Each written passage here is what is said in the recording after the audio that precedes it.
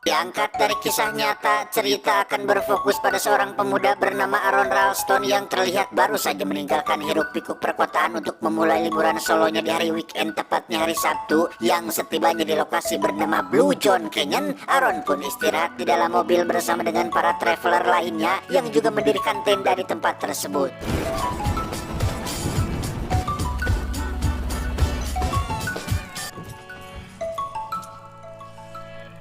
Keesokan paginya, Aaron langsung tancap pedal sepedanya, memulai petualangan beradrenalin sendirian, berharap mendapatkan ketenangan dan refreshing otak dari rutinitasnya sehari-hari.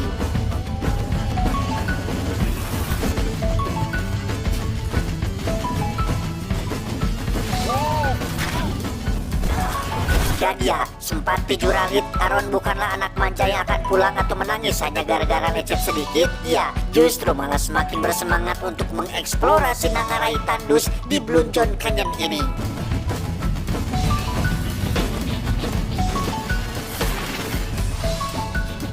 Setibanya di lokasi yang sulit dilalui oleh kendaraan, Aaron pun meletakkan sepedanya, lantas melanjutkan perjalanan dengan berjalan kaki hingga tak sengaja bertemu dengan dua orang traveler yang sedang kebingungan mencari arah jalan.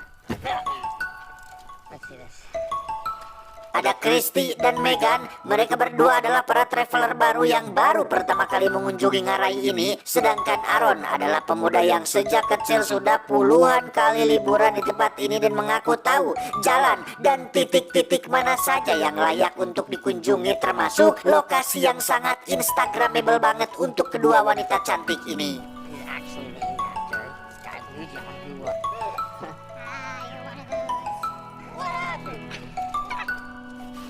Sampailah mereka di lokasi yang dituju, yakni sebuah celah tebing yang sangat dalam, di mana Aaron berhasil meyakinkan Megan dan Christy untuk ikut kokodokoran bersamanya. Dan tiba-tiba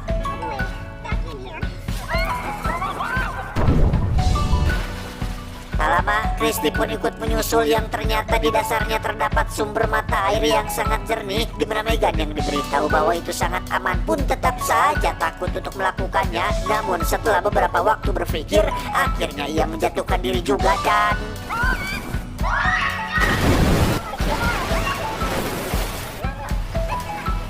setelah puas ngojahi, Aaron pun membawa mereka berdua keluar untuk diberitahu arah jalan pulang. Sementara Aaron sendiri akan tetap melanjutkan perjalanannya untuk menyusuri setiap sudut Blue John Canyon ini.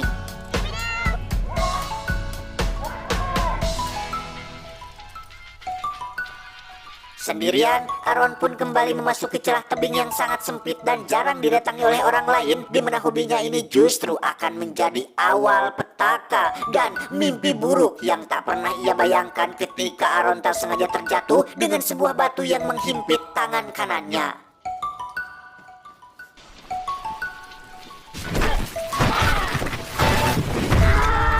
Shock atas apa yang menimpanya, pikiran Aaron pun melayang memperhatikan sekitarnya seolah tak percaya bahwa saat ini dirinya terjebak di dalam celah sempit di tengah padang tandus yang sangat luas dan jauh dari mana-mana. Terlebih lagi, Aaron tidak memberitahu siapa-siapa perihal kepergiannya ini.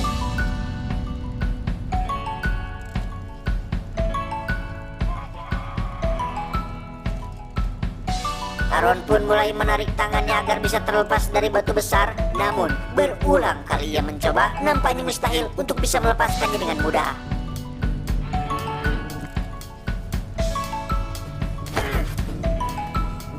Masih tak menyerah, Aaron pun mencoba mengangkat batu besar tersebut. Tapi hal itu nampaknya sia-sia saja karena tenaganya tidak cukup kuat untuk bahkan menggerakkan sedikit pun batu itu menjauh dari tangannya.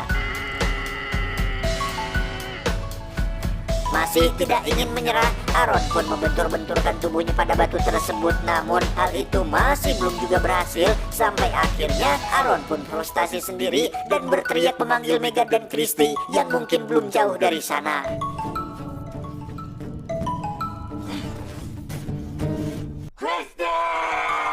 Setelah lumayan tenang, Aaron pun mengeluarkan semua barang bawaannya dan ia memang tidak membawa alat komunikasi apapun karena sebelumnya sudah tahu jika tempat ini tidak ada sinyal sama sekali.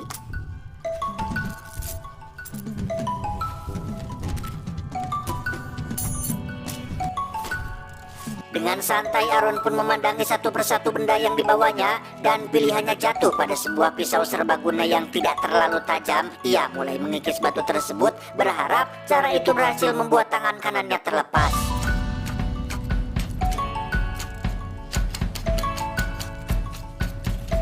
Beberapa saat berlalu, Aaron pun mulai menyadari bahwa tidak mustahil memang mengikis batu tersebut menggunakan pisau tumpulnya. Namun karena struktur batunya sangat keras, akan membutuhkan waktu yang sangat lama sekali untuk bisa membuat tangannya terlepas. Apalagi persediaan air dan makanan yang terbatas membuatnya tidak punya banyak waktu untuk hanya mengandalkan cara ini. Meski begitu, Aaron tidak punya pilihan lain selain terus melakukannya, dan sial, tepat saat jari-jarinya mulai cara rangkel dan kelelahan, pisau itu pun jatuh dari permukaan di permukaan yang cukup dalam, sehingga Aaron terpaksa harus menggapainya menggunakan sebatang ranting yang ada di sekitar.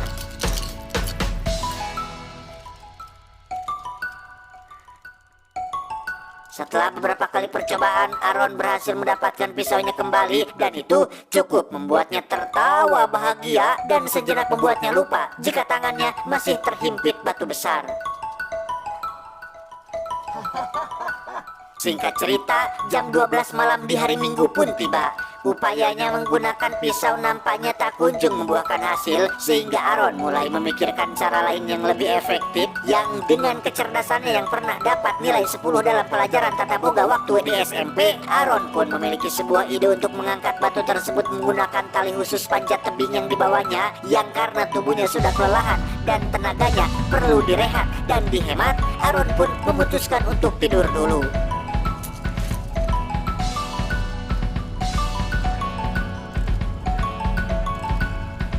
Tepat saat Aaron baru bangun, ia pun terbayang masa kecilnya bersama sang ayah ketika beliau sering membawa Aaron ke ngarai ini, termasuk orang yang pertama kali memperkenalkan dan membuatnya hobi berpetualang ekstrim, di mana Aaron yang mulai terbesit akan ketidakselamatannya pun mulai membuat sebuah video berisikan pesan dan permohonan maaf kepada kedua orang tuanya, berharap akan ada orang yang menemukannya jika nanti dirinya tidak selamat. Tak lama ada pasir jatuh dari atas. Aaron segera berteriak meminta tolong setelah mengira jika ada orang di atas sana, tetapi itu ternyata hanyalah angin yang bertiup kencang, sehingga upaya Aaron berteriak hanya membuang-buang energi saja.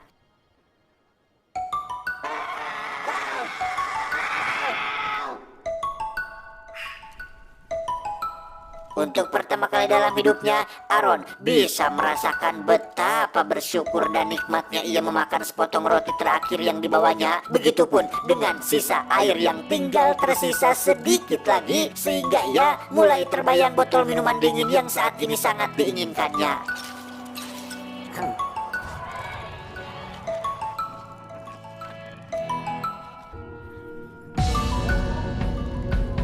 Tiba hari ketiga, yaitu hari Senin, Aaron pun berhasil menyelesaikan mekanisme tali untuk mengangkat batu tersebut, yang rencananya ia akan menggunakan tubuhnya sendiri sebagai beban utama pengangkatnya. Namun setelah beberapa kali percobaan, Aaron masih belum berhasil mengangkat batunya, dan justru ia malah kehausan di bawah terik sinar matahari, sampai-sampai terbayang sebotol minuman manis yang berada di dalam mobil yang letaknya cukup jauh dari tempatnya berada saat ini.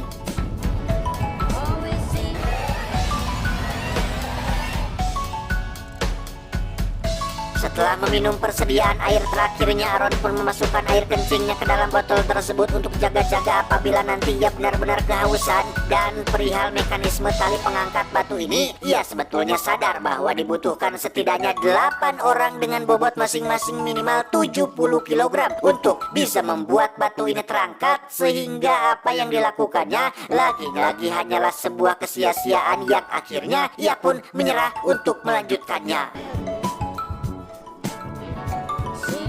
Beberapa jam berlalu, Aaron akhirnya menemukan ide brilian sekaligus ide paling gila dan paling brutal yang pernah dipikirkannya. Cara ini mungkin adalah cara paling masuk akal dan 100% pasti yakin akan berhasil membuatnya terbebas. Anda tahu apa itu? Ya, menekuk tangan sendiri. itulah satu-satunya cara untuk Aron bisa terbebas. Namun tentu saja itu bukan perkara mudah, karena Aron bukanlah Deadpool yang tubuhnya bisa pulih kembali atau Lord Boros ketika melawan Saitama yang tangannya bisa utuh dengan cepat. Namun resiko itu tetap akan Aron ambil meski pisau yang ia gunakan tak cukup tajam untuk melakukannya.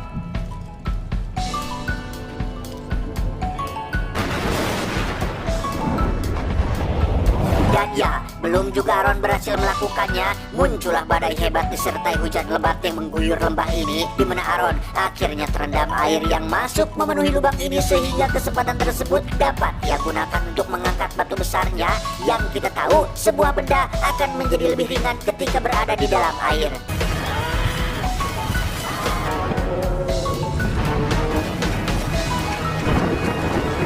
Pada akhirnya Aron berhasil keluar dari mimpi buruk ini. Ia segera berlari masuk ke dalam mobil dan meluncur ke sebuah rumah yang merupakan kediaman istrinya yang sudah lama ia tinggalkan dan jarang ditemui. Yang di situ Aron berteriak meminta tolong agar pintunya segera dibuka, tapi ternyata ya, itu semua hanyalah mimpi. Faktanya, Aron masih terjebak di lembah ini dengan tangannya yang tentu saja masih terhimpit batu besar, sehingga apa mau dikata, Aron hanya bisa hulang-hulang bengong menerima fakta yang menimpanya saat ini. 4 hari berlalu, hari ini adalah hari Selasa, dan Aron masih terjebak di tempat kampret ini dengan air dan makanan yang sudah habis. Mustahil Aron bisa berpikir jernih dan mencari cara lain untuk bisa terbebas, sehingga ia pun akhirnya meminum air yang ada di dalam botol yang kita tahu itu adalah cikiihnya sendiri. Setelah merasa lumayan tidak ceket-ceket amat, Aron pun kembali pada ide brutalnya, yaitu nektek pandangannya sendiri. Maaf ya teman-teman, saya pakai bahasa Sunda karena takut terkena peringatan dari YouTube yang akhir-akhir ini sedang sensitif. Takutnya malah kena apa gitu, pelanggaran apa gitu. Tapi kalian masih bisa memahaminya kok, ada translate-nya walaupun terbalik.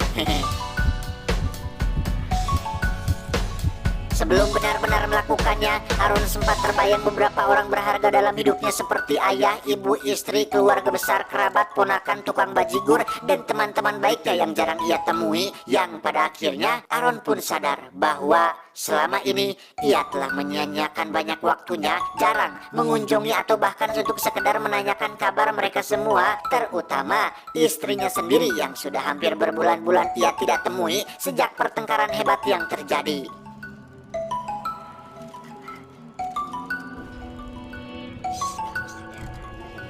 Tak ingin hidupnya berakhir di tempat ini dan masih ingin menyaksikan sinetron Ikatan Cinta season kedua, Aron pun mengumpulkan nyali dan mentalnya untuk melakukan hal gila.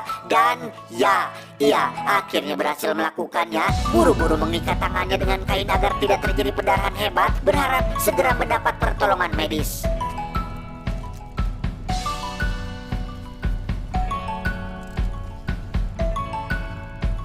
Setelah berhasil keluar, Aron pun menemukan sumber mata air dan langsung meminumnya tanpa memperdulikan kotor atau tidaknya. Yang penting dahaganya bisa terpuaskan, dan tak lama ia pun bertemu dengan sebuah keluarga yang sedang berpetualang, sehingga Aron akhirnya berhasil mendapat pertolongan.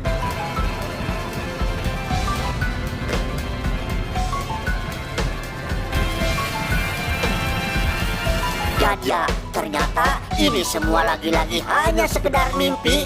Tapi bohong, kali ini beneran kok. Aron berhasil selamat, dan 3 tahun kemudian apa yang ia bayangkan ketika terjebak pun menjadi kenyataan saat seluruh keluarga besarnya datang berkumpul bersama dan berbaikan dengan sang istri hingga sampai detik ini. Tamat, ending yang cukup lumayan memuaskan.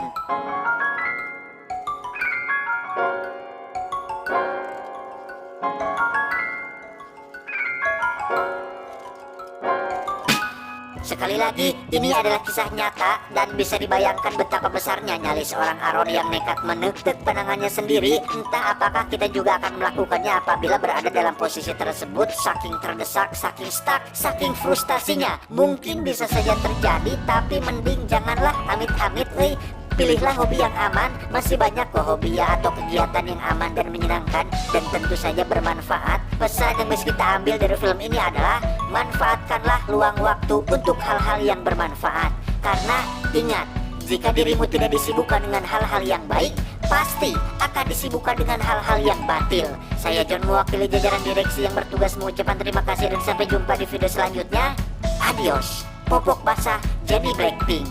Cuau, cuau, cuau.